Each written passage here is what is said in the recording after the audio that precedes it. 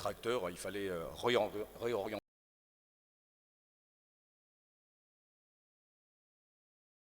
Nous avons vu avec les collègues que pour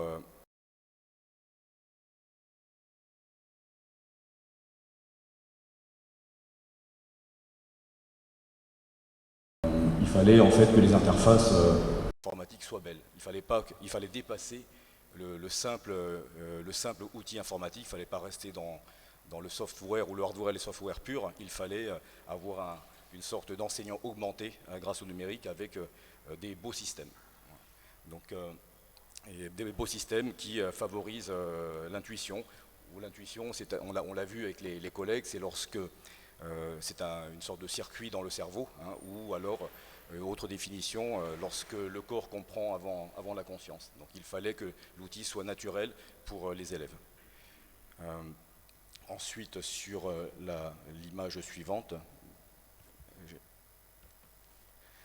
voilà, donc il fallait de l'intuition, mais il fallait que les interfaces soient belles, il fallait qu'elles soient sympas. Et donc nous avons eu des discussions sur la question de la sympathie, sur l'informatique. L'informatique, c'est un système qui c'est simple, hein, soit c'est bon, soit c'est pas bon. Et quand c'est trop parfait, en général, ce n'est pas sympa, quoi. Et donc nous avons vu comment générer par des illusions d'optique des fausses imperfections, puisque faire quelque chose d'imparfait sur informatique, ça génère un bug informatique. Donc on ne va pas faire ça, mais il fallait donc générer des fausses imperfections avec l'usage d'illusions d'optique. Alors je ne vais pas vous donner le secret ici, parce que c'est comme l'hypnose, hein, quand on donne le secret, après ça ne marche plus, quoi. Alors, alors ensuite, sur la diapo suivante, nous sommes passés aussi par une réhumanisation, voilà, c'est marqué ici, une réhumanisation des interfaces informatiques. Il fallait que la machine, l'outil informatique ne soit pas qu'un outil purement informatique, il fallait qu'on sente qu'il y ait de l'humain. C'est pour ça que dans les visuels que je proposais, toujours proposer des visuels où on trouve de l'humain, un regard, pas forcément un corps entier, hein, mais ce qui rappelle quelque chose d'humain, parce que en fait derrière l'humain, il y a de la sympathie. Donc la relation avec les élèves, elle est plus facile, il y a moins de désordre, ils sont plus concentrés parce que justement le système il est réhumanisé, quoi. Et puis sur la 4e diapo, nous avons pensé bien entendu aux élèves, et puis avec le numérique, les élèves qui ont des téléphones portables, des smartphones qui sont quand même de plus en plus perfectionnés, ils avaient tendance à être sur les réseaux sociaux, TikTok, bon, Facebook c'est fini parce qu'on nous dit que c'est le réseau des vieux maintenant, mais on est passé à d'autres réseaux qui l'ont remplacé. Et il fallait donc utiliser les mêmes codes addictifs de ces réseaux sociaux pour générer cette fameuse addiction envers donc, les contenus pédagogiques. Et il fallait surtout que le téléphone ne soit plus un outil de simple consommation, il fallait que ça soit un outil aussi de production de contenu. Donc le professeur qui se plaint que son élève ne travaille pas, eh bien il faut lui donner du travail. Et ce travail, on peut le donner sur l'outil informatique qui peut devenir un outil de production. Donc voilà, c'est la philosophie, hein, donc, de la formation. C'était la première formation en mars sur les interfaces informatiques. Et cette fois-ci, cette formation du mois de mai, nous sommes en train de passer les contenus donc pédagogiques sur la future plateforme en essayant d'appliquer ces codes dont on a parlé au mois de mars. Donc, voilà, c'était un résumé, hein, de ce que je peux vous dire sur le travail que nous avons fait avec les collègues que je reconnais ici pour certains dans la salle. Je vais passer la parole à... Merci.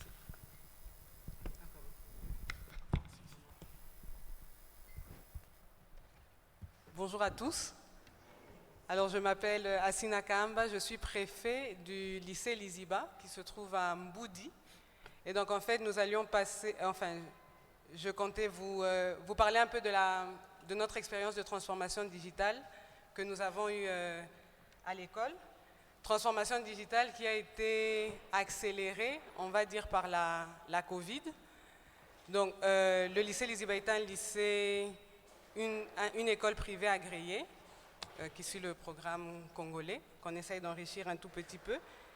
Et nous nous rappelons tous au mois de mars 2020, le 18 mars, le président de la République est passé à la télévision pour nous dire que les écoles étaient fermées à partir du lendemain. Donc nous avons dû faire une petite réunion d'urgence avec tous les enseignants, parce qu'en étant une école privée agréée, nous ne fonctionnons que grâce à l'apport des parents. Et s'il n'y a pas de cours, il n'y a aucune collaboration des parents. Donc nous avons dû, on va dire, tropicaliser un enseignement à distance, parce que nous l'avons fait par WhatsApp. Alors, ça a été une très belle expérience d'équipe, parce que parents, élèves et enseignants étaient impliqués. Les héros dans l'histoire ont été surtout les enseignants qui ont dû corriger des devoirs sur des photos envoyées par WhatsApp, être inondés de questions par les enseignants, par les élèves. Mais bon, l'expérience a pu réussir et nous avons pu finir l'année. Je vous avoue qu'il y a eu des cours un peu plus difficiles à faire, comme la chimie, la physique, où les profs ont dû être invités quelquefois par certaines familles pour le donner en présentiel, parce que c'était impossible de le faire à distance. Mais au moins, ça a accéléré, on va dire, la transformation digitale de l'école. Pourquoi? Parce que les fiches de préparation, les notes, tout a dû commencer à être écrit à l'ordinateur et pas sur les cahiers comme avant. Donc tous les profs qui quelquefois avaient des réticences à se mettre à la bureautique et tout ça ont dû s'impliquer, ce qui fait qu'un plan de digitalisation de 2 ans s'est réduit à 5 à 6 mois. Disons, la nécessité a conduit à tout le monde à s'adapter. Alors, le lycée Liziba, le téléphone est interdit, donc les enfants ne viennent pas avec de téléphone à l'école, donc comme dans plusieurs écoles ici congolaises. Donc, on va dire à l'école, le contact que les enfants avec le numérique a seulement lieu dans les cours d'informatique, 1 heure par semaine en général. Ça commence à partir du primaire, où on va dire c'est une familiarisation avec l'outil. Et au niveau du secondaire, c'est petit à petit la bureautique, un peu de programmation et tout ça. Mais le numérique est fondamental pour nous, surtout dans la formation des enseignants. Cette année, il y aura 2 millions d'élèves qui vont passer les examens d'État. 60% de notre population a moins de 18 ans, ce qui fait que nous avons beaucoup d'enfants et peu d'enseignants compétents, bien formés. Alors, pour nous, le numérique devient, on va dire, une possibilité de mieux former les profs, parce que les enseignants, il y en a très peu pour toutes les écoles qu'il y a. Donc, au niveau de l'école, on a dû faire un petit programme de formation des enseignants, et le numérique nous aide parce que quelquefois, on a des profs qui ne sont pas, on va dire, physiquement ici à Kinshasa, mais qui peuvent aider. Par exemple, nous avons eu la chance d'être formés par le professeur Jonathan Boyesole, je ne sais pas si certains le connaissent, il est professeur de maths aux États-Unis, et il a pu donner 50 heures de formation à nos professeurs de maths, tout par Zoom, et ça a été d'une réelle valeur ajoutée à l'école. On veut aussi maximiser, on va dire, le rendement des professeurs, parce que pour ceux qui connaissent le système congolais, nous passons beaucoup de temps dans les tâches administratives, des fiches, des listes. Alors, le fait que petit à petit nous nous mettions à informatiser, ça fait que la fiche de préparation, elle est plus ou moins déjà pré-remplie, et ça évite que le professeur puisse perdre beaucoup de temps. Petit à petit aussi, le corps enseignant, on va dire, vieillit. Certains vont à la retraite. Une idée que nous avons, c'est que le numérique puisse nous permettre de pouvoir filmer certains enseignants, certaines méthodes, pour pouvoir les garder par rapport à l'école. Parce que, bon, les moins de 35 ans en général, l'enseignement, on va dire, c'est pas le rêve. Et donc, c'est tout on veut essayer de garder le know-how, les belles performances de nos enseignants en les filmant et tout ça. Ça, c'est un projet qui n'est pas encore réalisé, mais le numérique est, on va dire, incontournable aujourd'hui, en tout cas du moins à l'école. On a plusieurs logiciels pour faire les horaires, que quelquefois ce sont des horreurs dans les écoles. On a d'autres aussi pour la gestion administrative, les listes pour les élèves, les inscriptions. Et après, on va dire une autre horreur un peu comme ça dans le système, c'est les bulletins. Les bulletins sont un vrai casse-tête. Les bulletins qu'on doit remplir à la main encore ici au Congo parce qu'on achète ceux qui sont imprimés. Donc ce qui se passe, c'est que pendant l'année, on essaie que les enseignants puissent le faire de manière numérique. Et après, à la fin de l'année, on se met à les recopier. Quelle est la conclusion? La conclusion, c'est que la transformation digitale n'est pas une question... La question des outils arrive au second plan. Le premier plan, c'est en général la volonté, on va dire, d'être humain. C'est pour ça que j'ai beaucoup aimé le côté humain qu'a souligné M. Philibert. Parce que quand vraiment les personnes veulent et se donnent et sont accompagnées, en général, on peut arriver à atteindre tous les objectifs que l'on se fixe. Parce que vraiment, le plus grand défi, c'est la résistance au changement. Et donc, l'exemple à l'école a été très bon. C'est pour ça que je voulais finir avec la belle équipe que nous avons là-bas, des personnes très dynamiques qui au moins ont la particularité d'aimer ce changement-là. Et c'est ce qui rend toutes les transformations, on va dire, digitales possibles à l'école. Merci.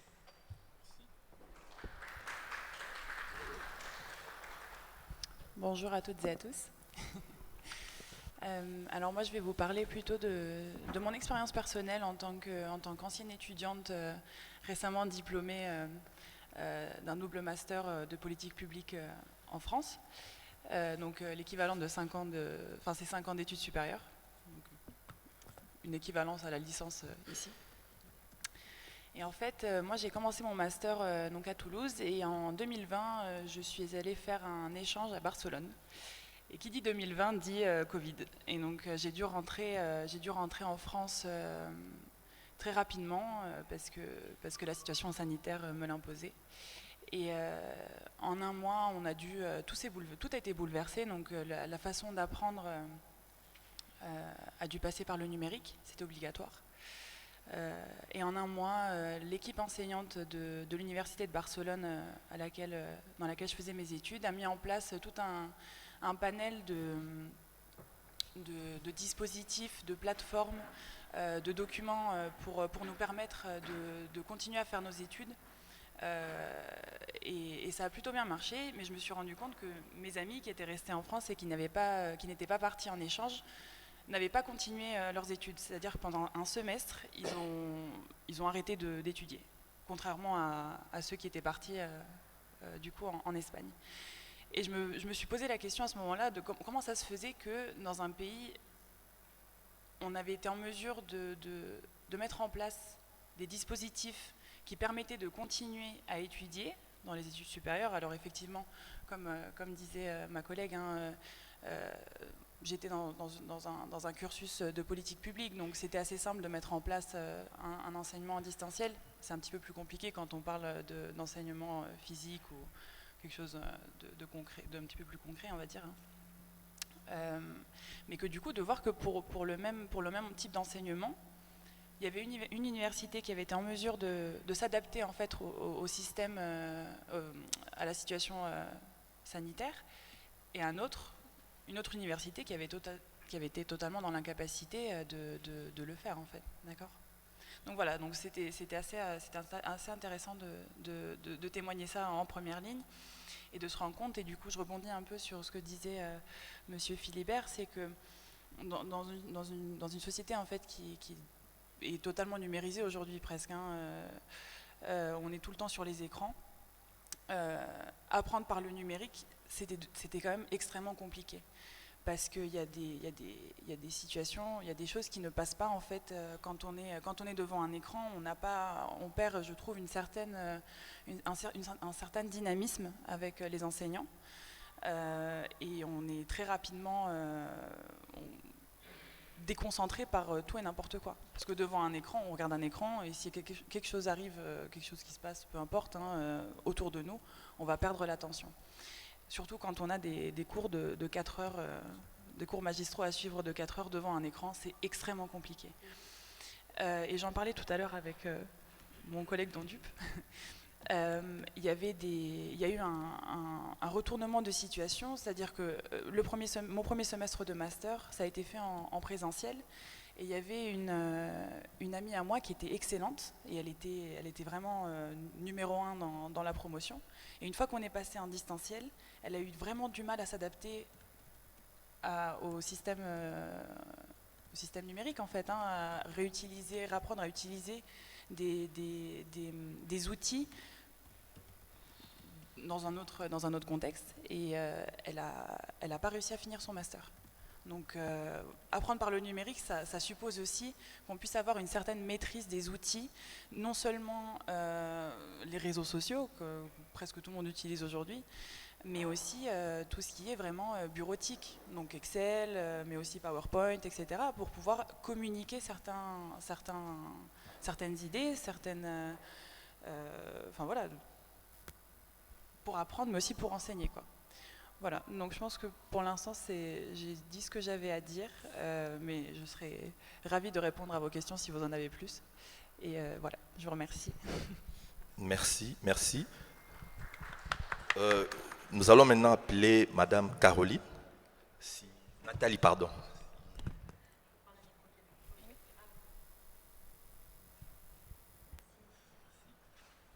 Bonjour. Alors, je vais essayer de compléter un petit peu ce qui a été dit en vous présentant le projet que je pilote actuellement. C'est un projet donc sur le numérique, et c'est un projet qui est vraiment centré sur l'apprentissage par le numérique. Comment on apprend avec le numérique, par le numérique? Qu'est-ce que c'est qu'apprendre par le numérique avec le numérique? Est-ce que c'est une question uniquement de digitalisation? Est-ce que c'est une question uniquement de matériel informatique, ou c'est aussi autre chose? Et je pense que ça a été un petit peu abordé.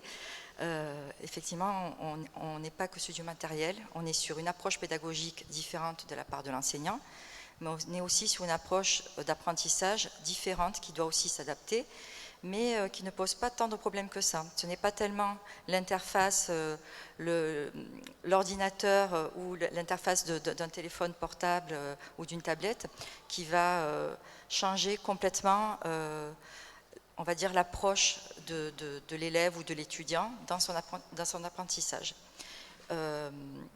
Donc, pour revenir au projet que je pilote, donc le projet améliorer le niveau des candidats aux études académiques, aux études supérieures par le numérique. J'ai oublié un mot, excusez-moi, j'ai complètement bafouillé. Améliorer le niveau académique des candidats à des études supérieures avec le numérique.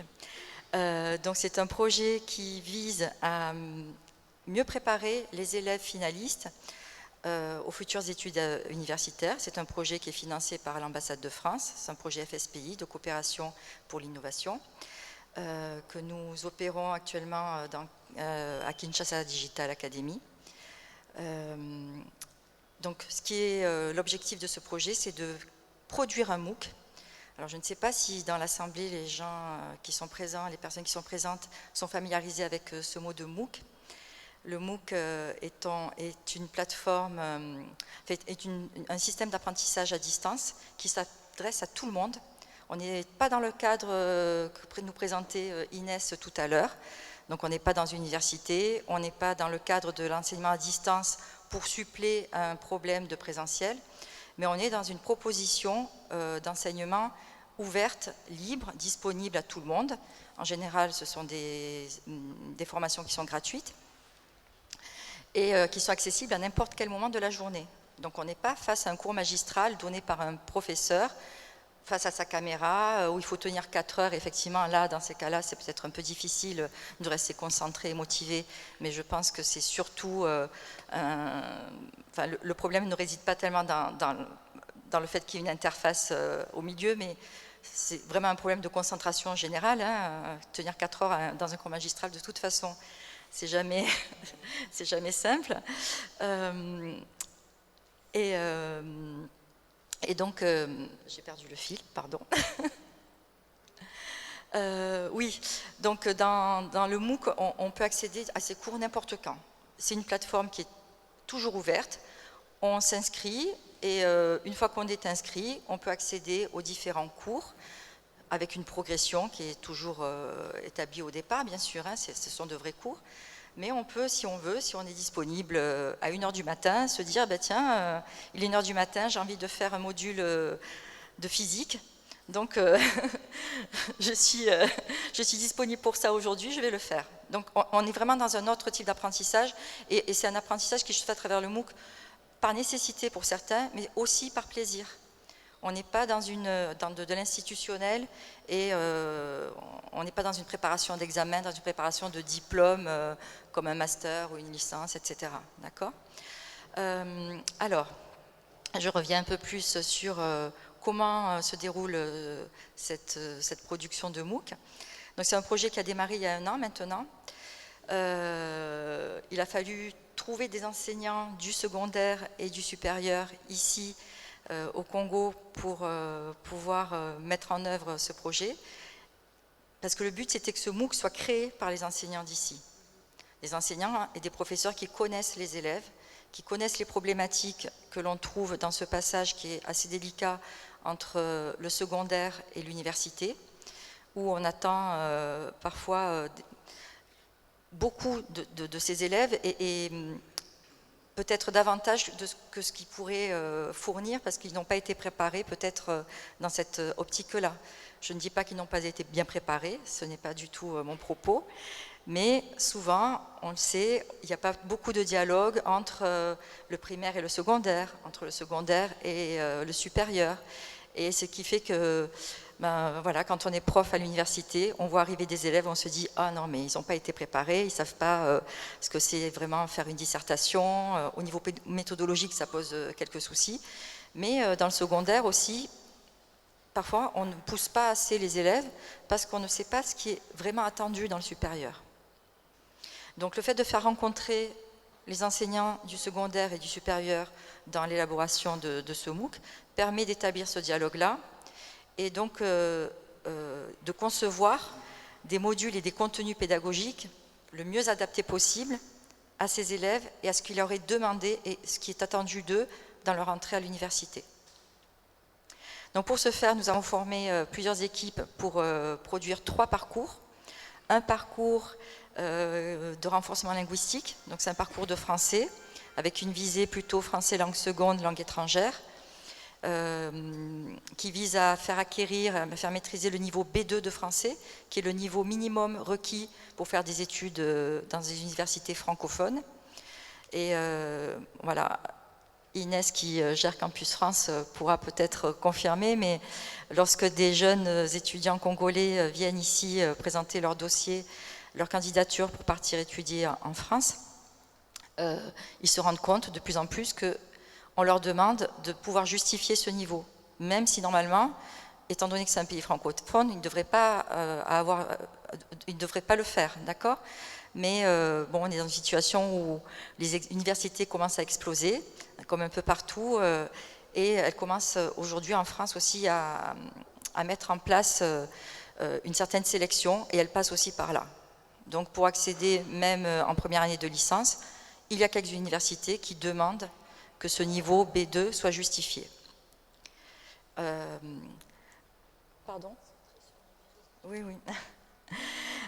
Donc, ce parcours renforcement linguistique peut apporter une réponse à cette problématique. Le deuxième parcours, c'est la préparation universitaire, c'est ce qui touche à la méthodologie et l'orientation. Donc j'espère que tout à l'heure, on aura un complément avec le projet School Lab aussi, qui j'espère va être partenaire à ce niveau-là. C'est un point très important, ce point d'orientation. Et enfin, dernier parcours, sciences et technologies, avec les diverses disciplines scientifiques, mathématiques, physique, chimie, sciences et vie de la Terre et informatique. Donc 3 parcours qui vont chacun présenter 6 modules. 6 modules avec des contenus pédagogiques, avec une progression logique dans chacun d'eux et qui amènera à une attestation de suivi de ce MOOC. En ce moment, Philibert Vignol est présent parce qu'il participe à ce projet et qu'il est venu animer une mission cette semaine auprès des équipes pédagogiques. Et ils ont commencé la production de ces modules sur une plateforme qui s'appelle Moodle. Et j'aimerais bien que peut-être certains enseignants puissent témoigner de ce travail qui est fait et surtout de la réflexion, toute la réflexion qui est menée autour de comment on apprend avec le numérique justement. On se rend compte que sur le papier, lorsqu'on fait la conception, on est enseignant, c'est toujours la même chose, mais lorsqu'on est sur l'interface de l'ordinateur ou du téléphone portable ou de la tablette, on doit repenser les choses autrement. Et cette transformation digitale dont on parlait tout à l'heure, elle passe par une transformation aussi bien des enseignants, mais aussi une transformation qui va s'opérer au niveau des apprenants. Et j'aimerais bien qu'on puisse plutôt s'orienter sur cette partie d'apprentissage. Qu'est-ce qui se passe pour un élève ou un étudiant ou même un adulte, qu'est-ce qui se passe lorsqu'on est face à un apprentissage numérique? C'est-à-dire qu'on va apprendre par le biais d'une plateforme, on va apprendre par le biais, et ce n'est pas seulement, ce n'est pas un cours d'informatique, voilà. Je voulais refaire cette différence entre, quand je disais que ce n'est pas que du matériel, installer une salle informatique dans un établissement, ce n'est pas digitalisé, c'est digitalisé, c'est-à-dire c'est apporter le matériel, mais si on veut transformer vraiment et aller vers une digitalisation, c'est-à-dire qu'il faut l'utiliser comme un outil pédagogique à part entière et pas seulement comme un support où on va passer un texte qu'on va lire, on peut le lire sur le papier toujours. Voilà, je pense que ça c'est très très important et le MOOC apporte des réponses à cela. Le MOOC propose en général, tous les MOOC, si vous avez déjà suivi des MOOC, vous voyez, souvent ce sont des activités très variées, très diversifiées, avec de l'interactivité. Ça paraît un peu étonnant de l'envisager lorsqu'on imagine un élève, un étudiant face à son écran et sans personne en face de lui pour répondre, mais on peut faire des activités comme ça qui soient interactives et avec une partie aussi ludique, qui permettent justement, comme disait Philibert, avec une interface sympathique et qui permet quelque part de capter l'attention et de donner envie à la personne qui est en apprentissage de continuer et de suivre ces cours-là. Donc la vidéo est un des supports qui prend beaucoup de place dans les MOOC. Souvent ce sont des vidéos qui sont proposées, mais pas que. Et voilà, et c'est ce qui fait qu'effectivement, on est dans un autre type d'apprentissage quand on est du point de vue de l'élève. On est très autonome, mais en même temps, on a quelque chose qui est très balisé. Ce n'est pas une autonomie, on ne lâche pas un apprenant dans une forêt informatique, une forêt digitale sans balise. Non, non, il est balisé et ça lui permet d'aller jusqu'au bout de son parcours. Voilà.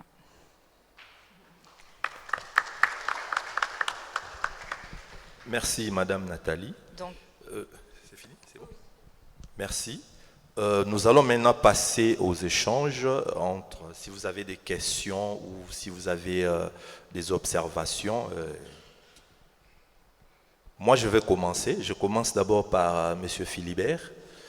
Au vu de l'application que vous avez présentée, on sait aujourd'hui qu'avec nos téléphones, c'est tout en un. Alors, comment gérer, par exemple, quand j'ai mon outil, je vais apprendre, où j'ai des notifications tout le temps, WhatsApp, même des appels, comment l'application va gérer tout ça? Alors, nous, on essaye, avec l'interface, de détourner cette addiction aux notifications pour créer une addiction au contenu. Donc, il faut qu'on récupère dans le design d'interface les codes les codes de design addictifs qui ont été développés par les applications TikTok et toutes ces plateformes qui justement sont capables de générer de la dopamine en faisant tourner le circuit de la récompense dans le cerveau. Donc c'est vrai, il faut le reconnaître, nous appliquons la même technique. Voilà. Merci. Je n'ai pas osé prononcer le mot d'addiction tout à l'heure. Oui, faites passer les mots.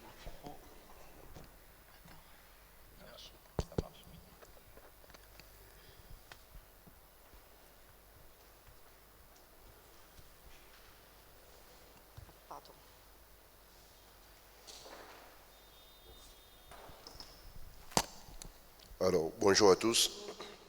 Je réponds au nom de Glody Zanga, étudiant à la faculté des sciences politiques à l'Université catholique du Congo. Alors, ma question s'adresse à Madame Kaimba. Madame, pendant la période de Covid, vous avez fait recours à WhatsApp, ce qui est très bon, mais à combien de pourcents êtes-vous satisfaite de la manière dont vos élèves ont assimilé la matière? Êtes-vous vraiment convaincu que vous avez atteint tous les élèves de votre école? Parce que je ne sais pas comment fonctionne votre école, mais dans notre école, il y a des enseignants qui sont âgés de 90 ans par exemple. Et ces enseignants-là, pour certains cas, n'ont jamais touché à WhatsApp, si pas un portable Android. Dans ces cas-là, comment vous faites? Et puis, après la période post-Covid, quelles ont été les politiques mises en place par votre école afin de familiariser non seulement les enseignants, mais aussi les élèves à l'outil informatique? Juste ça. Merci. Merci. Alors, on ne va pas se voiler la face. Avoir eu cours pendant la Covid n'a pas eu les mêmes résultats que quand nous étions en classe. Donc ça serait, on va dire, enfin, pas honnête de ma part de dire que oui, non, tous les objectifs ont été atteints et tout ça. L'unique chose, c'est que nous ne voulions pas qu'il y ait un fossé, on va dire, dans l'apprentissage, c'est-à-dire 4 mois de l'élève, on sait que 4 mois sans étudier, l'enfant perd parfois tout ce qu'il a acquis. Il suffit de les voir quand ils reviennent de vacances. Alors l'unique chose était de pouvoir donner le maximum qui pouvait être fait pour que les enfants puissent au moins atteindre le minimum requis pour passer de classe. Ce qui est vrai, c'est que lors de la période de Covid, ça s'est passé au mois de mars. C'était le 2e trimestre et il ne restait que 2 mois de cours. 2 mois pleins, après il y avait tous les examens et tout ça. Donc, on est satisfait du résultat. La période après, il a fallu revenir sur certains cours. Comme je disais, pour des cours comme chimie, physique, à certains moments, certains parents ont dû inviter des élèves chez eux pour que le prof vienne. Notre confinement a été un peu light, il faut l'avouer, pour pouvoir, enfin pour que pour que les élèves puissent être formés. Mais pour le primaire, en général, on est assez satisfait du résultat. Il a fallu faire certains renforcements après, ça c'est vrai. Alors pour ce qui concerne les profs, il y a une chose, et peut-être par rapport à l'école, c'est que j'ai un background informatique, et donc ce qui est vrai, c'est que tout ce qui est le support numérique, tout ce qui est informatique, a quand même une certaine grande place, ce qui fait que 2 ans avant, il y avait déjà une petite transformation, un petit plan de transformation qui avait déjà commencé à l'école. C'est-à-dire, les profs avaient reçu un prêt pour acheter des ordinateurs et petit à petit, on disait que fiche de préparation, liste de présence, copie d'examen devaient être saisies. Donc les profs ont eu des cours. Certains profs plus aptes ont fait des certifications de l'utilisation du numérique dans les écoles pour appuyer les autres. Donc, ce qui est vrai, c'est que la Covid nous a attrapés déjà dans un plan et ça a facilité. Je reconnais que ce n'est pas donné à tout le monde, ça c'est vrai. Mais bon, petit à petit, on avance.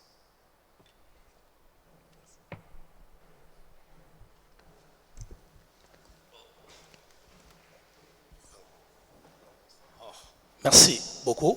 Moi, c'est Jean-Paul Kassanga. Je suis scientifique à l'UPEN, sciences économiques. Et le sujet m'a intéressé parce que je suis formateur aussi d'un centre de formation en administration des affaires et où nous enseignons en ligne, 100% en ligne. J'ai été intéressé, mais je vais partager votre expérience avec moi, mes difficultés, comment vous avez su surmonter, principalement Madame Assina et aussi Inès, mais celle-là n'empêche pas M. Philbert et les autres. Comme Inès, moi j'ai appris aussi en ligne. Donc, ancien étudiant de Kenam, Intech, Kenam, nous avons aussi appris en ligne. Donc, il y a des cours où vous pouvez valider en ligne, mais l'examen est un peu plus présentiel. Et j'ai été obligé d'amener ça ici. Donc, notre centre, nous formons en ligne. Mais la difficulté, lorsque nous formons les professionnels, ça ne pose pas trop de problèmes. Ils sont trop intéressés pour avoir la matière, les connaissances, et nous formons des experts comptables principalement, ou des experts comptables stagiaires. Mais lorsque je ramène ça à l'université, à l'UPEN où nous sommes, et il y a des problèmes. J'ai tenté plusieurs fois pendant la Covid et autres, demander aux étudiants de suivre les cours sur Zoom ou bien Google Meet. Mais la difficulté que nos étudiants ont eue, je ne sais pas si Madame Assina n'a pas eu cette difficulté ou comment vous avez pu surmonter. Premièrement, nos étudiants nous posent des problèmes de connectivité. Ils n'ont pas assez de revenus pour la connectivité. Et de deux, lorsque vous parlez de téléphone, moi je souris. Moi je me dis personnellement, j'estime que c'est très difficile de suivre les cours à partir d'un téléphone smartphone. Et surtout, s'il faut écrire les chiffres, les formules, les calculs, les tableaux, c'est trop visible à partir des laptops. Là aussi, nos étudiants de l'UPEN posent problème parce qu'ils n'ont pas de laptops. On n'a pas fait les statistiques pour analyser les taux de pénétration des ordinateurs, mais d'emblée déjà, je peux dire que moins de 10% d'étudiants, sous réserve des collègues qui sont avec moi s'ils peuvent corriger, mais j'estime déjà que moins de 10% d'étudiants ont accès à l'ordinateur. Donc s'il faut suivre, ils suivent difficilement à partir des téléphones, mais là aussi, il se pose des problèmes parce que comme vous le savez, un cours de 3 heures les consommerait à peu près 1 gigabyte.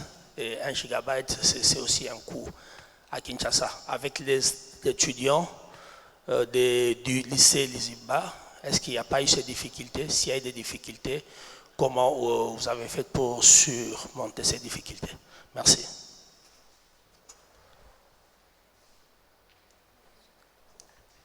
J'enchaîne ou bien ils réagissent d'abord? Vous réagissez d'abord ou j'enchaîne? Allez-y. Ah, ok. Merci beaucoup. Bonjour à tout le monde. Moi, c'est M. Fidèle. Je suis de l'UPN aussi, Université Pédagogique Nationale. J'ai très bien suivi Madame Nathalie, Inès et M. Philibert, tout le monde. Déjà, je commence par louer l'initiative parce qu'aujourd'hui, le numérique est incontournable. Mais j'ai resté quand même, je ne dirais pas pessimiste, mais inquiet. Surtout en rejoignant M. Jean-Paul tout à l'heure dans ce qu'il venait de le dire. Et j'irai même plus loin, il n'y a pas que des étudiants ou des apprenants qui ont ces problèmes. Même parmi nous, qui sommes encadreurs, qui sommes enseignants, le problème d'accès à l'ordinateur est vraiment réel, mais aussi en parlant des data, les gigabytes pour se connecter, ces problèmes demeurent aussi. Alors il faudrait vraiment peut-être trouver, je ne sais pas où trouver ça, mais une motivation de plus pour que les gens puissent se donner. Parce que le problème, il est là. Il y a beaucoup d'enseignants aujourd'hui, même de profs, qui peut-être ne savent pas encore se servir d'un ordinateur. Ouais. Dans des universités, je ne parlerai pas que de l'UPEN d'où je viens, mais le problème qu'on a à l'UPEN, c'est presque dans toutes les universités du pays. Alors vous pouvez le constater par vous-même. Aujourd'hui, on a combien d'universités au Congo qui ont des sites numériques qui pourraient permettre aux gens d'entrer en contact avec ces universités, qui pourraient permettre aux étudiants de s'inscrire en ligne, qui pourraient permettre à l'université, aux universités de documenter leur administration, mettre ça en ligne, des relevés ou, je ne sais pas moi, des palmarès et consorts. Le problème, il est réel. Alors, je vais rejoindre Madame Nathalie dans ce qu'elle disait sur les plans, les parcours. Vous avez évoqué 3 points, si j'ai bien retenu. Et je m'intéresse surtout au point qui parle de l'orientation. De l'orientation, ma contribution pour vous peut-être à ce niveau, ça serait vraiment de tout faire pour que les locaux puissent être associés à ces plans que vous allez mettre sur pied pour la formation parce que il faudrait vraiment contextualiser les choses. par rapport à nos réalités. C'est très important parce que qui dit orientation, il faut voir les filières que nous organisons ici, voir aussi leurs débouchés et voilà tout ce qui entre en compte, les tests ou tout ce qui va avec pour pouvoir mieux aider les apprenants à pouvoir opérer des choix judicieux parce que il y a un problème déjà au niveau de la planification de l'éducation chez nous, ça il faut qu'on se le dise, ce qui fait que les étudiants, les apprenants sont formés parfois sans qu'il y ait réellement des buts précis au bout de leur parcours, ce qui fait que quelqu'un peut passer 3 ans, 5 ans à l'université, mais il ne s'en sort pas parce qu'il n'était pas à sa place. Il a été désorienté soit par des parents, parce que jusqu'à aujourd'hui, il y a des parents qui s'imposent, qui poussent leurs enfants à pouvoir choisir telle ou telle autre filière, que cela plaise ou non à l'apprenant.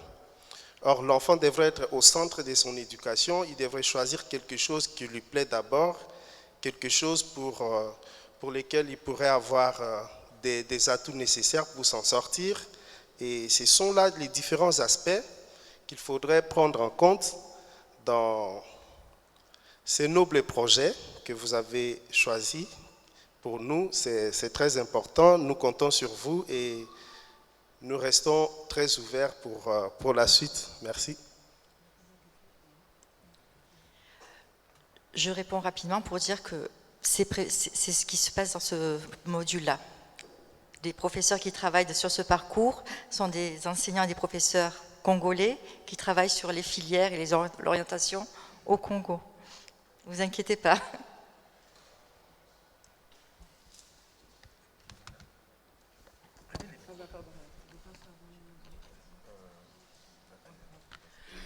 Alors, par rapport aux difficultés, oui, bien sûr qu'on a eu les difficultés. Alors, la première motivation, c'est que dans le premier confinement, parents comme élèves étaient confinés. C'est au deuxième que les parents sont allés au travail. Donc, ça a résolu la première difficulté du matériel, parce que les parents étaient à la maison à cette période-là. Et ça a aussi aidé dans le suivi. Les parents ont beaucoup aidé. Ce qui est vrai, c'est que ça a été un accord entre enseignants, parents, élèves. Tout le monde était motivé à finir l'année scolaire. Et donc ça fait que toutes les difficultés qu'on pouvait dire d'électricité, de giga, comme les parents et les élèves voulaient finir l'année scolaire, ils ont trouvé les moyens pour dépasser ces difficultés. Certes,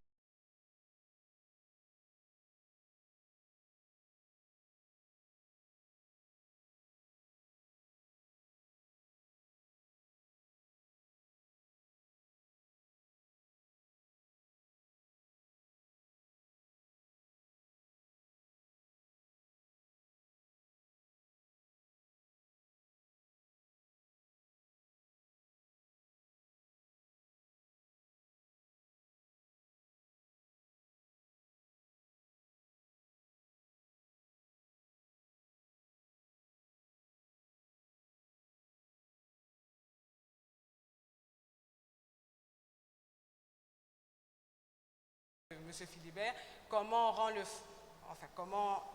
est le nouveau format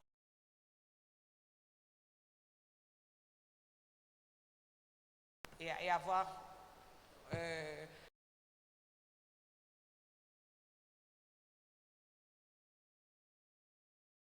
il y a eu des personnes dont le rôle était de motiver, c'est-à-dire la direction de l'école et le secrétariat, ouvert à toutes les difficultés, parce qu'il y avait un moment où les parents en avaient un peu marre. Donc il faut appeler, encourager. Et donc ce travail-là permettait aussi de maintenir les élèves et les parents dans cet effort-là, parce que ça a été un grand effort. Et j'imagine que c'est ceux qui arrivent, on va dire, dans les cours en ligne. Nos enseignants, par exemple, suivent beaucoup de cours en ligne. On essaie de le faire en groupe pour maintenir cette motivation-là, parce qu'effectivement, en suivant le cours seul, il est quelquefois facile de vouloir décrocher. Donc le fait que ce soit un peu en groupe permettait d'avancer aussi. Je me permets de rebondir après sur en fait, cette adaptation qu'il y a eu du côté de l'université espagnole. Il y a eu vraiment une adaptation, comme appuie dit Nathalie, sur une adaptation du support éducatif. Donc plutôt que de juste passer au numérique, ils ont vraiment augmenté l'interactivité avec plusieurs supports. Ils ont proposé, en fait, ce que j'ai trouvé super, ils ont vraiment proposé, tout à l'heure j'en parlais un petit peu négativement, mais c'est pas du tout vraiment... Voilà, c'est qu'ils ont proposé les cours en ligne et en plus de ça, il y avait, les cours ils étaient enregistrés, donc si on lâchait à un moment donné, on pouvait revenir dessus. Ou si on avait oublié à un moment donné, on n'avait pas été très attentif, on pouvait revenir dessus. Il y avait des questionnaires qui avaient été faits, qui avaient été construits par les professeurs. On pouvait répondre pour préparer nos examens. Ils proposaient des travaux complémentaires. Si les rendus n'étaient pas assez bons, on pouvait refaire des travaux derrière et ils allaient les corriger. C'est-à-dire que des deux côtés, je trouve que l'équipe pédagogique dans cette université-là a vraiment tout fait pour pouvoir au maximum, enfin au mieux, voilà, on était tous un peu novices à ce moment-là, mais pour proposer le meilleur enseignement de qualité qu'on pouvait avec les moyens du bord en fait. Et l'université, l'une des universités de Toulouse proposait, alors ici c'est un petit peu compliqué de le faire, mais proposait des clés USB pour les personnes, les étudiants qui n'avaient pas forcément accès à Internet, donc ils les prêtaient, et ils prêtaient aussi des ordinateurs. Donc ils avaient essayé de voir un peu avec le matériel comment ils pouvaient pallier le manque de matériel, quoi. Voilà, mais moi je pense que, alors même si c'était très très dur, faire 2 ans en distanciel, ça m'a quand même appris à être extrêmement autonome dans ma façon d'apprendre. Ce qui est différent par rapport au MOOC, c'est que voilà, c'est volontaire, on veut être, c'est le dispositif, donc on est à distance.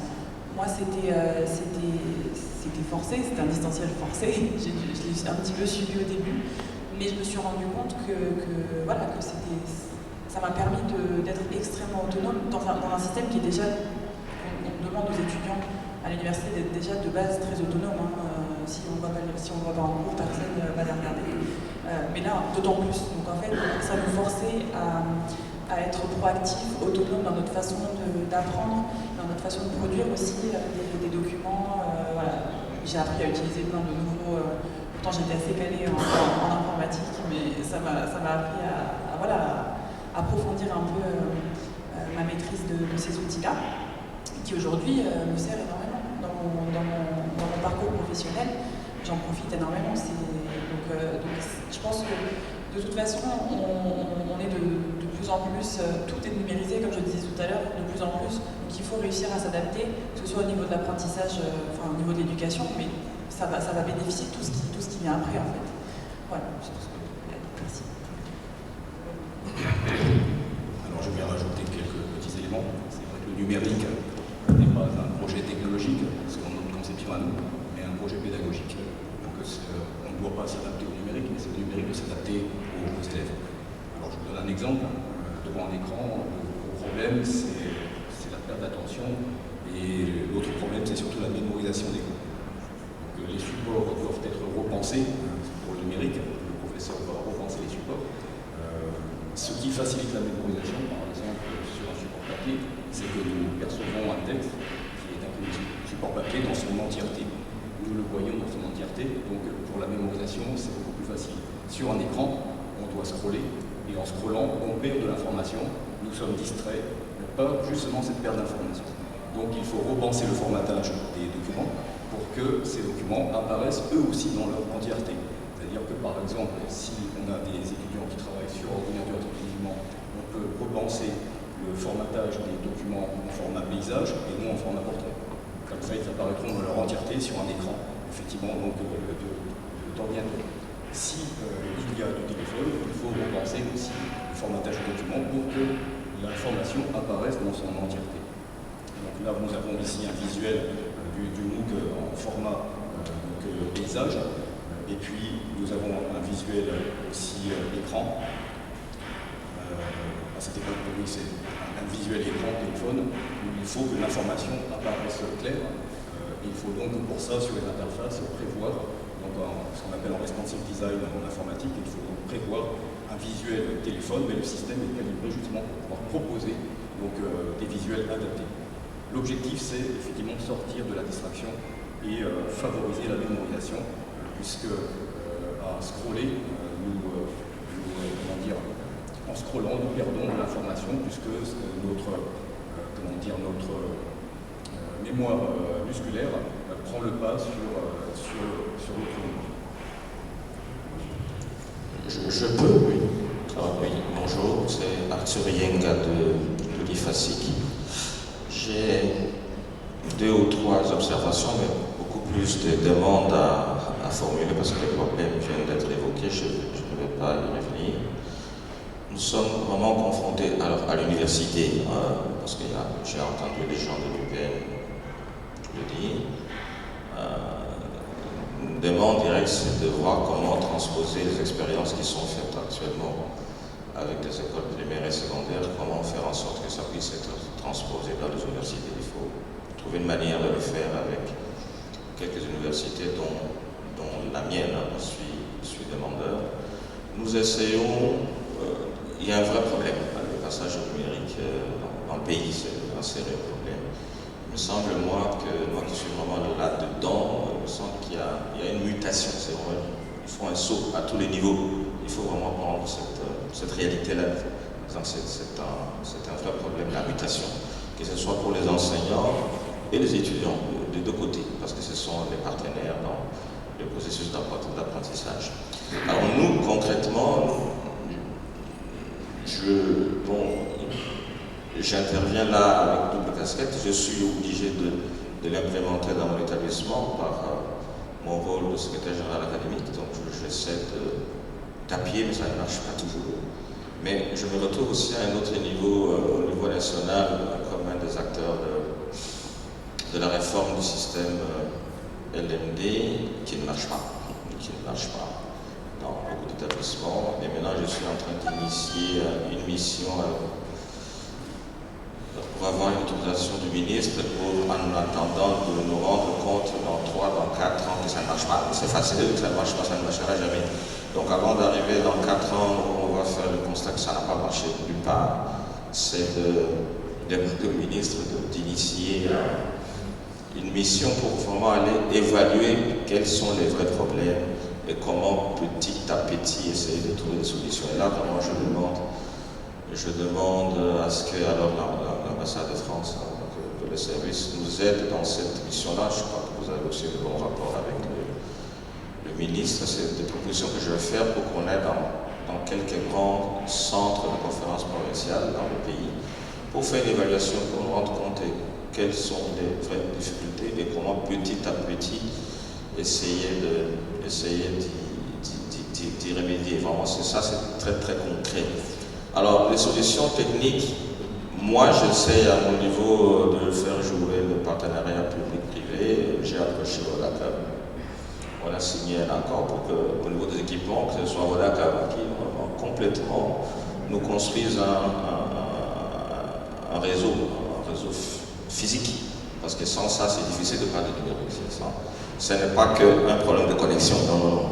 Il faut transformer. La connexion, c'est simple, mais ce n'est pas ça le numérique. Donc nous devons avoir de vraies infrastructures avec des fibres optiques et tout ça pour avoir des connexions à grande vitesse et tout ça.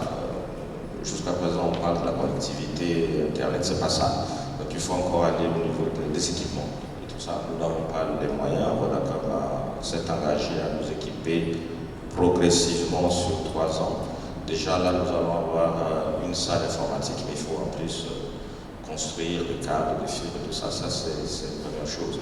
Alors je termine en disant que j'avais essayé d'organiser une formation au Moodle dans mon établissement avec quelques enseignants.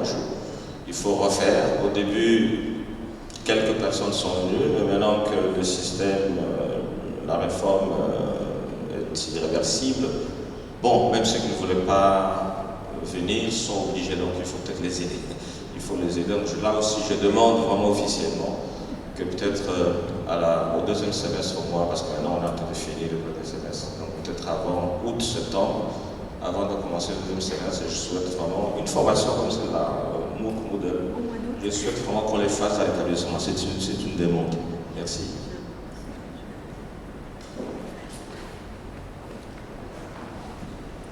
Bonjour tout le monde. Je me joins aux autres, mais surtout pour aider Madame Assina à apporter des éclaircissements aux préoccupations des scientifiques de l'UPEN, du professeur et puis de monsieur l'étudiant de l'UCC. Je suis Guy José Leda, cofondateur de Schoolab. Nous avons tenté de répondre aux préoccupations des scientifiques qui ont posé leurs problèmes ici, en rejoignant les propositions et assertions que Madame venait de présenter ici par rapport à l'encadrement des étudiants du primaire, du secondaire pour l'université. Mais pour commencer par rencontrer les difficultés que soulèvent les scientifiques de l'UPN, qui sont des difficultés réelles dans l'apprentissage, quand on présente la solution par rapport à une école nantie, une école de 3-5 étoiles, on oublie immédiatement qu'on risque d'apporter des solutions partielles. Quand on parle de l'école, prenons l'école de Madame, mais prenons aussi l'école qui a besoin de cet enseignement-là en province, par exemple, ou même dans la capitale, mais dans les périphéries. Du coup, les solutions doivent être un peu holistiques. Vous voyez, les premiers problèmes, c'est quoi? C'est l'alphabétisation numérique qui compte. On est des analphabètes. C'est un début de commencement qu'il faut vraiment prendre en compte pour que les solutions qui sont apportées ne soient pas locales. Le professeur venait de dire les infrastructures à l'université, c'est très bien. Donc ça signifie déjà que ça ne résout pas totalement les problèmes. Les étudiants doivent se déplacer pour lancer des formations et venir suivre. Et donc c'est pas ça, et ça ne va pas résoudre vraiment ces problèmes. Ça voudrait que, à partir de là où l'enfant est, dans sa liberté, qu'il apprenne ce qu'il veut apprendre, librement, et au moment qu'il voudra. Donc il ne faut pas qu'on dise que non, à 12 heures, venez dans la salle, venez apprendre. Ce n'est pas ça qu'on voudrait. On voudrait qu'à un moment de la soirée, que l'étudiant ou l'apprenant puisse avoir accès au contenu qu'il veut compléter dans sa formation. Et là, il se pose le problème effectivement d'accès aux données, les data. C'est aussi important. Et nous, comment est-ce que nous avons fait avec Schoolab? Nous avons conçu pratiquement la même solution que vous, mais en offline, que nous offrons sur une tablette. La tablette a déjà un peu de contenu préparé par des enseignants en mathématiques, en pédagogie, en ceci, en cela, en psychologie, et des contenus visuels, vidéo, des contenus audio, la fiche de préparation, les résumés et tout ce dont l'élève a besoin, mais en offline. Du coup, ça peut être accessible et en province et dans la capitale. Quand vous vous réveillez, vous n'avez plus sommeil, vous pouvez avoir accès à vos contenus. Quand vous êtes fatigué, vous arrêtez et vous continuez à voir. Et j'ai beaucoup aimé ce que Philibert a dit, que les formats soient aussi adaptés aux élèves. C'est comme ça que nous avons pensé au contenu ludique pour les élèves de la maternelle, au contenu plus ou moins ludique, mais informatif pour les élèves des humanités, ainsi de suite. Et que tous les textes soient là. Et nous, qu'est-ce que nous avons fait en offline? Et déjà, nous répondons à la question de notre modérateur qui a dit, mais alors avec tout ce qu'il y a comme messagerie qui vient sur WhatsApp, ainsi de suite, comme c'est offline, et vous n'avez pas de distractions à avoir avec ça. Alors donc, maintenant les coûts. Les coûts, c'est aussi un autre problème d'accès au terminal. Qu'est-ce que nous disons? La tablette, elle a un coût, mais on peut l'acheter pendant une année en ayant un crédit auquel vous accédez, que vous soyez enseignant, que vous soyez parent, vous accédez à un crédit aux banques, je ne sais pas quelle banque, mais vous payez petit à petit, mais vous avez déjà accès à la tablette qui a tous ces contenus-là qui sont accessibles à tout le monde.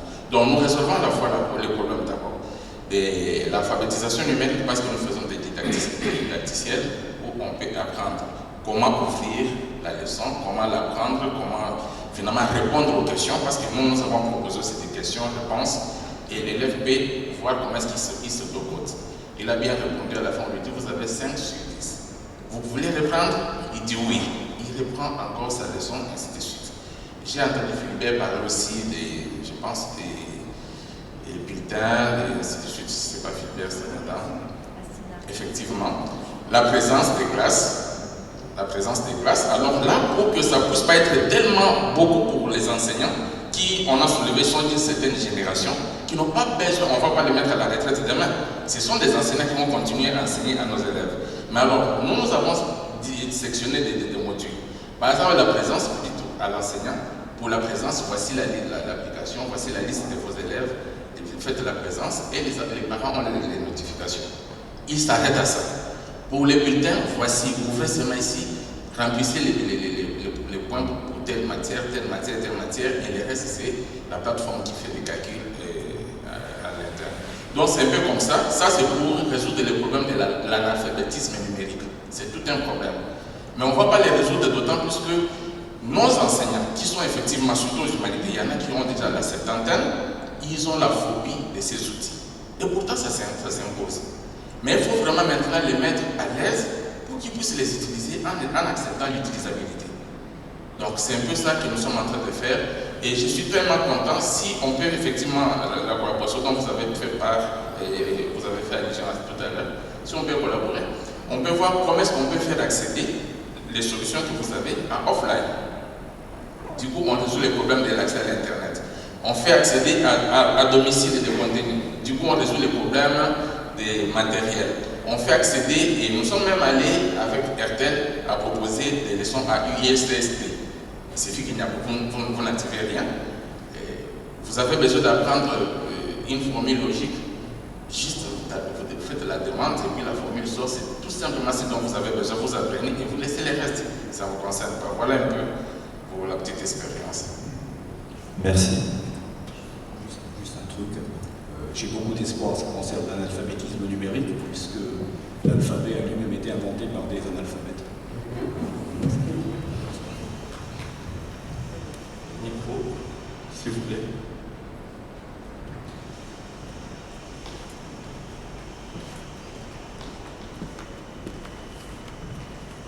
Oui, merci. Laurence Paris, ambassade de France. Donc voilà, je voulais juste un petit peu réagir à ce que vous avez dit et vous parler surtout d'une école qui s'appelle l'école Sainte-Christine, qui est située au rond-point de Gaba. Je ne sais pas s'il y a un enseignant de l'école Sainte-Christine ici. Oui, voilà. Et on a monté un petit projet, c'est un tout petit projet d'école numérique. On a commencé avec l'école primaire et cette année, le projet continue avec une classe numérique aux humanités. Et dans cette école numérique, au début, il y avait sur tous ces enseignants de primaire qui suivaient le projet, il y avait 2 téléphones. Les professeurs n'avaient que 2 téléphones et ce n'étaient pas des smartphones. Et souvent, ces téléphones étaient partagés par la famille. Donc, aucun moyen de communication. Donc, ça a été difficile, effectivement, d'entrer dans le numérique. L'objectif, c'était de travailler avec les élèves de primaire sur le numérique. On avait des tablettes, on a installé des applications. Et il a fallu former les enseignants à l'utilisation des tablettes, à l'utilisation des applications. Et les enseignants se sont rendus compte, en fait, on a fait un bilan il y a à peu près 15 jours, 3 semaines. Les enseignants ont dit, pour terminer, que finalement ils avaient gagné beaucoup de temps parce qu'ils n'avaient plus à copier au tableau les choses. Ils donnaient la tablette aux élèves, les élèves faisaient l'exercice. On avait déjà l'évaluation, parce qu'ils avaient réussi ou pas. Donc, en termes pédagogiques, ils avaient vraiment gagné beaucoup de temps. Ce n'est pas tellement là-dessus que je voulais revenir, c'est simplement sur ce que nous ont dit certains enseignants. Il y avait 2 téléphones, et il y en a qui se sont dit, mais grâce à ça, ma vie va changer. Et grâce à cette transformation pédagogique qu'on a mis en route, en fait, ce qui s'est passé, c'est que les enseignants, eux-mêmes, se sont aperçus que le numérique était intéressant pour leur vie personnelle, et que grâce au numérique, et grâce à d'autres moyens d'accéder à des applications numériques, ça transformait leur vie et qu'ils pouvaient apprendre eux-mêmes dans leur vie quotidienne, apprendre peut-être à payer en ligne, etc. L'apprentissage, ce n'est pas que l'école. L'apprentissage par le numérique, c'est dans la vie quotidienne. Le numérique, c'est juste un moyen d'accéder à des choses qui existaient avant, sauf que le moyen s'est transformé. C'est pas le numérique lui-même qui... Le numérique permet une transformation dans notre façon d'agir. Mais ce n'est pas un objet en soi.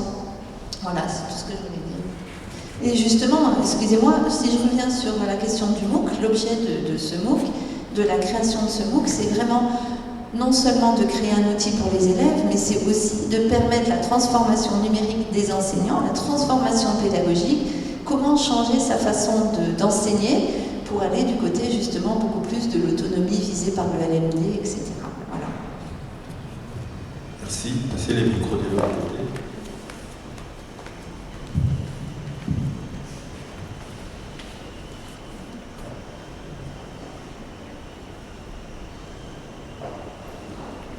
Merci. Alors je suis Monka, Mputu Dorcas, juriste et activiste et chercheur dans la promotion et protection des desks, donc les droits économiques, sociaux et culturels. J'adresse premièrement ma question à Madame Kaemba. Je voudrais bien savoir où vous en êtes avec les performances des enseignants face aux outils numériques, dans les cas où vous aviez peut-être un enseignant avec des aptitudes pédagogiques primitives mais très performants, mais avec le système de l'enseignement aujourd'hui où on essaye d'intégrer le numérique, cet enseignant ne présente peut-être pas des performances attendues. Alors, face à ces innovations, quelle politique vous aurez à mettre en place pour pouvoir atteindre vos objectifs face au numérique, bien évidemment. Et ensuite, j'adresse ma question à Madame Nathalie, excusez si je me suis trompée du nom. Alors, avec le programme MOOC, pour moi personnellement, je suis en train de suivre une formation de l'Institut de la francophonie pour l'éducation et la femme, avec l'égalité homme-femme. J'ai une bonne expérience personnelle pour l'auto-apprentissage avec le système du numérique. Mais je voudrais quand même savoir pour les élèves, est-ce que le numérique devrait être conçu pour eux comme une méthode d'apprentissage indissociable à la méthode d'apprentissage habituelle, ou bien cela devrait être une nouvelle voie pour supprimer au fur et à mesure l'ancien système d'apprentissage. Donc voilà, c'est vraiment une précision que j'aimerais avoir. Alors, de cette idée, j'en suis, je dirais, nous n'aurons pas à perdre le sens de l'autonomie ou bien de la capacité intellectuelle de nos élèves. L'écriture, le calcul mental, la réflexion approfondie, pour pouvoir même déchiffrer soi-même des énigmes, etc. Si la réponse est non, chose que je souhaite bien évidemment, comment garantissez-vous la protection, la prévention, la gestion des capacités intellectuelles des élèves face au risque du numérique? Je fais allusion à la distraction, comme on l'a mentionné, les notifications WhatsApp, TikTok qui peuvent apparaître dans les moments les plus inattendus, notamment la facilité, l'indépendance et l'autonomie dans l'apprentissage à domicile. La suite, nous avons constaté plusieurs fois qu'il y a eu des enfants qui étaient vraiment distraits, mais ils ont été face à des parents très sévères qui ont dû leur contraindre à aller à l'école. Alors, le simple fait d'être face à un encadreur et avoir bénéficié d'un lieu d'encadrement, ces enfants se sont retrouvés au départ involontairement à un lieu qui les apprend, mais au finish, ils ont fini par comprendre que voilà, j'ai bénéficié d'une éducation et on en fait bon usage plus tard.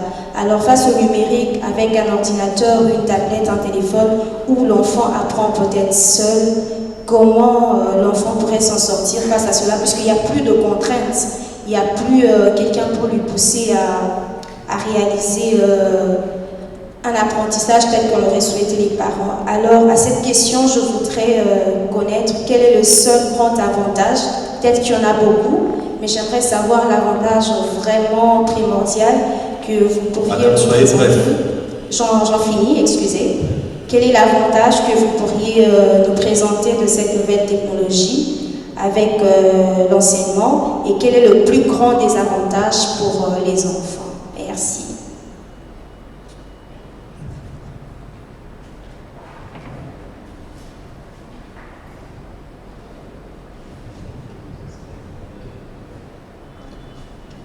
Bonjour, donc, je suis M. Olivier Kachala, je suis ingénieur industriel de formation. Disons que je suis revenu au pays, j'ai passé beaucoup d'années à l'étranger, plus dans les pays anglophones. Je suis revenu récemment, donc il y a quelques mois l'année passée.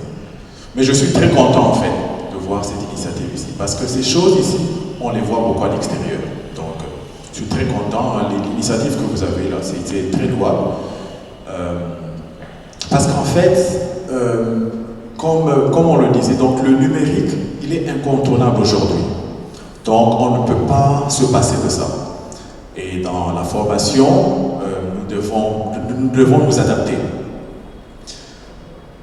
Et à ce niveau-là, donc je crois que pour nos enfants, ceux qui sont au primaire ou aux humanités, je crois qu'il faudrait une réelle campagne de sensibilisation à ce niveau-là.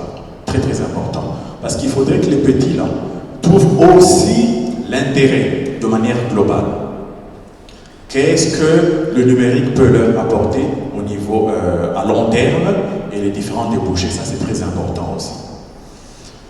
Ça c'est le premier point que je voulais relever. Le deuxième, c'est que effectivement, c'est que Madame Flora, je crois. Donc au niveau académique, je crois que je partage un peu votre expérience. Bon, je suis bien sûr en tant qu'ancien étudiant, bien sûr, en Polytech, enfin, l'ingénierie et tout ça. Mais en voyant ce qui se passe aussi à l'extérieur, donc effectivement, le numérique est très très appliqué de manière très efficiente dans les universités, dans les différents départements, absolument. Qu'est-ce qui boite ici? C'est peut-être nos scientifiques ici qui pourront faire une étude approfondie et voir dans quelle mesure les choses peuvent bien marcher. Ça, c'est le deuxième aspect. Le troisième aspect que je voudrais relever, c'est que par rapport à notre intervenant, c'est celui de monsieur du Scolab. Voilà, exactement, Scolab. Je partage exactement ce qu'il dit. Donc, il y a des options comme ça, ou en offline, ça c'est tout à fait vrai. À l'extérieur, vous avez, les enfants peuvent avoir des tablettes comme ça, ils peuvent avoir ces tablettes où ils peuvent avoir tous les contenus académiques, là, comme ça. Ça marche. Vous avez des institutions où donc, les enfants peuvent, enfin, on les répertorie et on les met dans différentes... on les répertorie et ils sont classés. Donc certains peuvent avoir des subventions par exemple de l'institution, donc de l'école ou bien de l'université, où ils sont chargés. Donc il y a en termes de connectivité, tout ça, ça se fait. Il y a d'autre part où ceux qui peuvent avoir leur même ou alors offline. Donc il y a différentes options où qui peuvent être offertes en fait aux étudiants ou à l'étudiant. Ok, merci beaucoup. Merci, vous pouvez répondre avant de passer à la dernière série. Alors, mon travail à moi à l'école est de créer une ambiance où toute la communauté éducative veut apprendre, élèves comme enseignants. Donc avant de parler numérique et tout ça, il faut arriver à créer cette ambiance où tout le monde veut apprendre. Parce que quelqu'un qui veut réellement apprendre, quand vous lui montrez maintenant tout ce que le numérique peut lui emmener pour assouvir sa soif d'apprendre, elle accroche. Les dames de la maternelle, quand elles ont su qu'avec Pinterest, leur classe devenait totalement différente, je ne les encourage plus.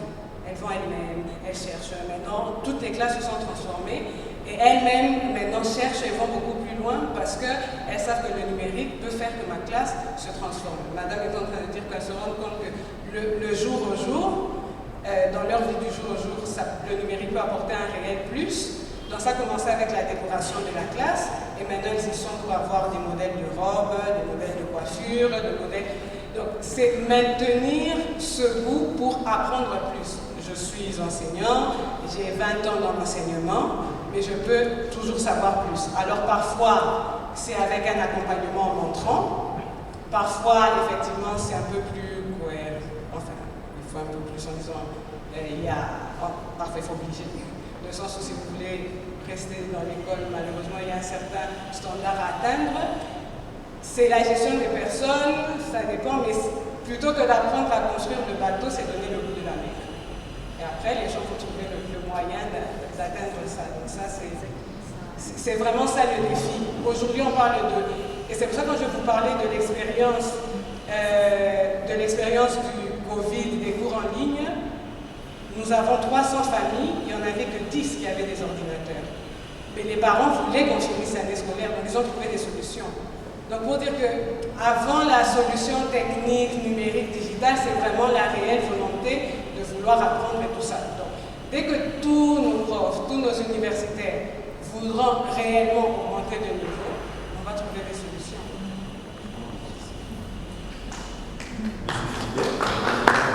Un mot Oui, c'est pas, le numérique, c'est qu'une modalité. Hein, c'est le prof qui l'inclut dans son scénario pédagogique. Et il ne faut pas être un intégriste du numérique. Hein, c'est un outil complémentaire. Et ce n'est pas encore une fois le numérique qui fait que mais c'est le prof. Et c'est le prof qui donne envie à ses élèves d'apprendre. Madame Nathalie, un mot.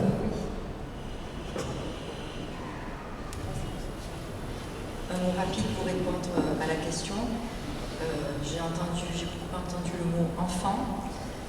Notre MOOC ne s'adresse pas à des enfants et c'est pas un outil, c'est pas un matériel pédagogique qui va suppléer un enseignement classique, pas du tout. C'est bien là en plus. Ça s'adresse qu'à des élèves qui sont au moins finalistes, donc qui ont déjà une certaine autonomie. Donc voilà, je ne vais pas développer plus parce que du coup la question ne se pose pas dans ce sens-là. Et on vient de répondre à la question qui se poserait si ça s'adressait à des enfants.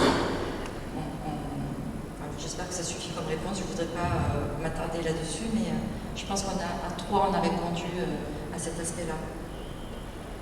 Merci. On prend la dernière série.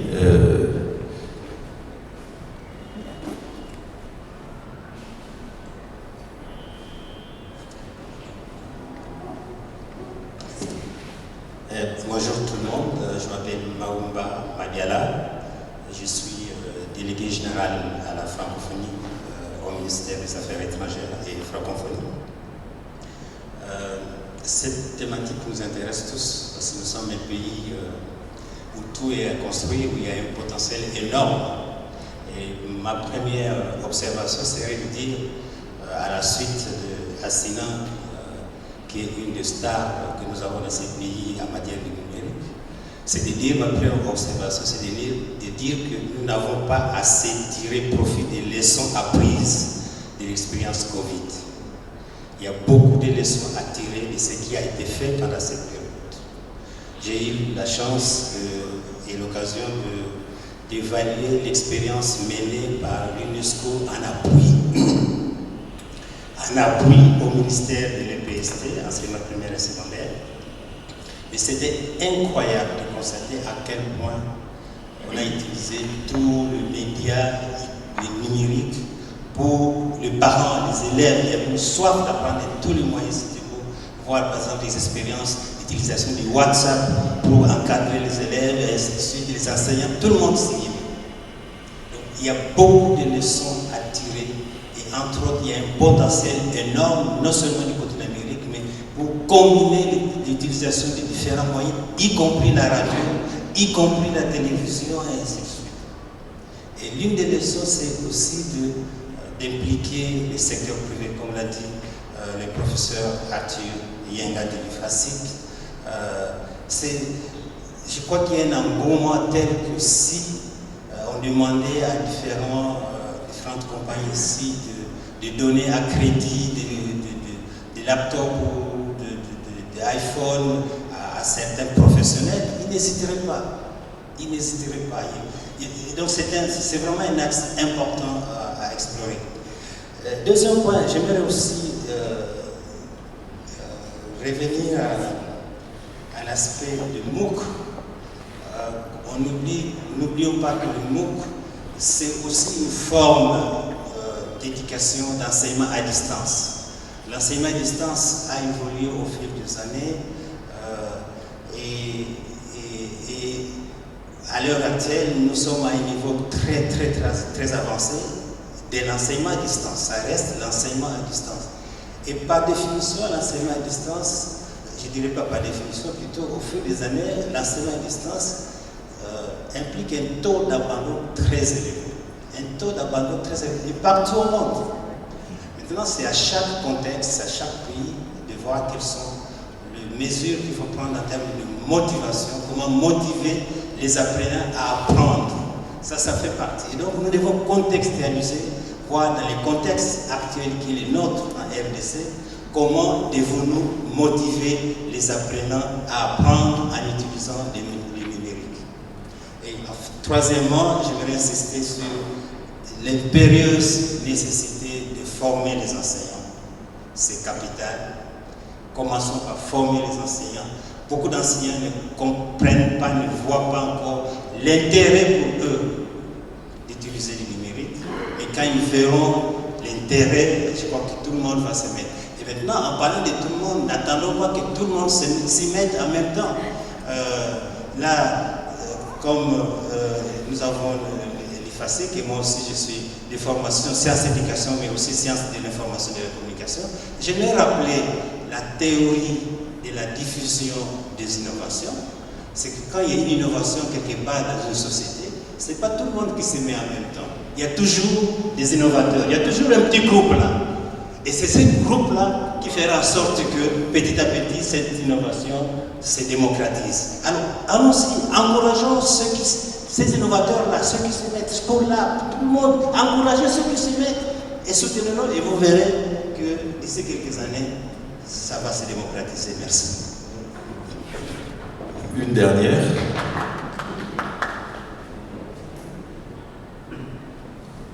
Merci. Jacob Chissou, le country manager de WIS Éducation, une société basée au Royaume-Uni que je représente ici dans le cadre du numérique. Parler du numérique renvoie aussi à parler de la fracture numérique. Alors, ici je vous parle avec l'expérience qu'on a eue en implémentant un projet ici, de mise en œuvre d'un système intelligent d'évaluation des acquis des apprentissages. Nous avons travaillé aussi pendant la Covid. Parce que j'ai l'impression que généralement, lorsque l'on vient avec des projets du numérique, on tient par compte des contextes. On pense, on a tendance à penser que ce qui a marché en France, en Espagne, au Kenya, marcherait ici. Bon, pourtant ici, on a d'autres réalités. Quand vous allez sur le terrain, je ne sais pas si vous êtes sorti de Kinshasa, mais il y a des écoles qui se trouvent au fin fond du pays. Vous prenez un avion ici, vous atterrissez, vous traversez une brousse, 30 km, vous traversez une rivière, et puis vous êtes épuisé rien qu'à accéder à l'école. Et quand vous y arrivez, il n'y a pas de courant, il n'y a aucun mécanisme de courant, et tout, voilà. Donc, ici, quels sont vos sentiments pour l'avenir? Parce que les interventions du numérique en RDC, c'est l'impression que j'ai, parce que nous avons travaillé dans le numérique, c'est que ce ne sont pas des interventions pérennes. On commence, on fait un pilote. Je suis à peu près sûr que vous reviendrez aussi l'année prochaine pour la même formation, les mêmes choses. C'est-à-dire on commence un pilote, et puis les financements s'estompent, tout s'arrête, on recommence, les financements s'estompent, on arrête. Et c'est généralement quelques régions privilégiées qui sont choisies. C'est pas tout le pays, c'est juste quelques régions. On prend le Lubumbashi, on prend Kinshasa et quelques écoles. Et après, ça s'arrête. Donc il y a cette difficulté-là. Et deuxièmement aussi, c'est dans la conception qu'ont les décideurs. Cela, je l'ai remarqué en Afrique, au Kenya par exemple, l'ancien président, lui, il voulait numériser le secteur de l'éducation. Alors ce qu'il a trouvé à faire, c'était d'offrir 1 million de tablettes aux élèves. C'était louable, vous voyez, c'est le manche politique, 1 million de tablettes. Mais au jour d'aujourd'hui, ces tablettes prennent de la poussière et rien ne fait avec. Ça s'est passé aussi, je crois, à l'UPEN. Les Nations Unies ont donné des ordinateurs, voilà, on va booster l'enseignement, et puis après, ça prend de la poussière. C'est-à-dire, ce que vous avez dit est correct, c'est-à-dire le numérique devrait être utilisé comme un outil d'enseignement. Et ça part dans la stratégie pédagogique. Et on l'utilise comme matériel didactique pour booster l'enseignement. Mais bon, généralement, on a ce problème d'approche ici, avec les décideurs, avec les projets, les financements, et avec aussi la contextualisation, comme mon prédécesseur vient de le dire. Et voilà, alors, qu'est-ce qu'on devrait faire? Ça, c'est partager un peu l'expérience de l'Occident, pour arriver à avoir des interventions du numérique ici, mais qui apportent un impact dans le temps. Merci. Alors, je vais essayer de répondre à la question brièvement. autorise la possibilité de pouvoir faire, par exemple, le Moodle sans dépendre d'Internet, en installant un Moodle dans un petit boîtier qui a la taille d'un paquet de cigarettes. Donc nous ne sommes plus dépendants d'Internet et nous pourrions le brancher sur une batterie de voiture. Donc j'ai soumis ce projet. Et puis, en fait, avec l'idée personnelle cette fois-ci, que l'essentiel des financements ne doivent pas aller au matériel, ils doivent aller à la formation des équipes. Et donc ce boîtier que j'ai proposé à mes deux chers confrères, mes collègues et néanmoins amis, coûte environ 80 euros. 80 euros de matériel, l'essentiel des financements pourrait être consacré à la formation continue des professeurs. C'est une des solutions que nous avons en tête. Merci, M. Philibert. Avant de conclure, il y a un mot de la fin, M. Philibert. Ouais. C'est la deuxième fois que je viens en RDC. Je ne suis pas resté très longtemps, ça fait 2 semaines, mais j'ai beaucoup apprécié le pays et surtout vu que les collègues professeurs avec qui j'ai travaillé avaient acquis une agilité au système en 1 semaine et j'ai à un moment donné, j'en étais étonné. Voilà.